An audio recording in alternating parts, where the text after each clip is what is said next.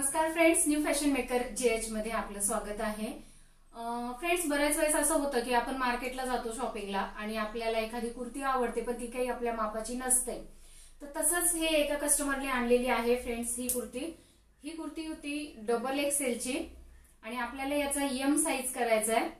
तर आज आपण याचाच व्हिडिओ शेअर करणार आहोत की कुर्ती फिटिंग कशी करायची.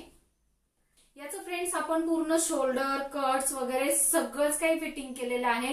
त्यामुळे हा व्हिडिओ न स्किप करता बघा, म्हणजे तुमच्या पूर्ण लक्षात येईल आणि तुम्ही नेक्स्ट टाइम घरच्या घरी सुद्धा कुर्ती फिटिंग करू शकाल.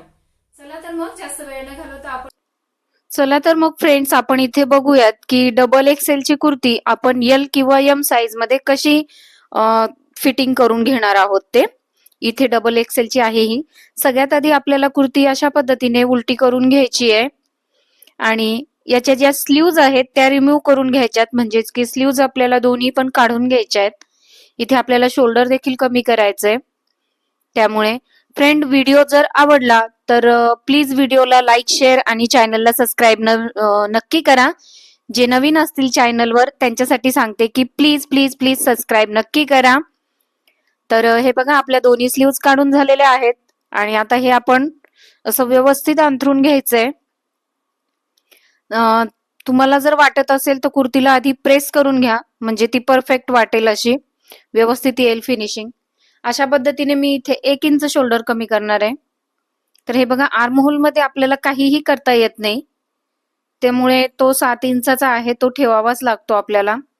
कमरेच्या मधल्या फिटिंगसाठी मी इथं 14 वर मार्क करते आणि कमरेची रुंदी इथे 25 इंच आहे, तर 6.25 अधिक 1 7.25 असं घेतलेलं आहे.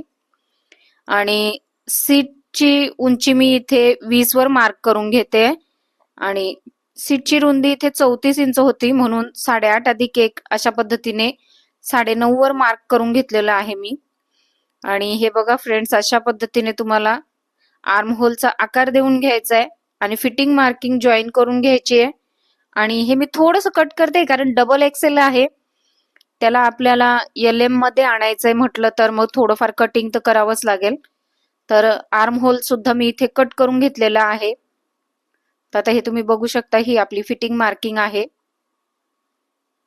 इथे चेस्ट साईज 30 होता, तर मी 7.5 मध्ये 1 मिळवून घेतलाय 8.5 इंच. तर दुसऱ्या साईडला सुद्धा आपण अशा पद्धतीने मार्किंग लगेच करून घेणार आहोत. फिटिंगची मार्किंग झाल्यानंतर फ्रेंड्स, तुम्हाला इथे अशा पद्धतीने पुढच्या स्लीव्हचा जो आर्म होलचा जो आकार आहे तो देऊन घ्यायचा आहे. कारण की रेडीमेड कुर्तीला एवढा काही प्रॉपरली आकार नसतो, तर मग तो आपण असा पुढच्या साईडचा जो आकार आहे तो देऊन घ्यायचा आहे, कट करून घ्यायचा आहे फ्रेंड्स. आणि हे बघा, इथे आता आपल्याला जी स्लीव्ज आहे ती कट करून घ्यायची आहे. जर तुम्हाला शॉर्ट वगैरे करायची असेल तर त्या पद्धतीने तुम्ही कट करा. मी इथे फक्त शेप दिलाय थोडासा, व्यवस्थित थोडं कटिंग करून घेतलंय, कारण रेडीमेडचं आहे त्याला काहीच व्यवस्थित असं हे नसतं. आणि लगेच मार्किंग देखील करून घेतली की कोणता भाग पुढचा आहे. तर हे बघा, शोल्डर पण मी इथे अर्धा इंच स्टिच करून घेते.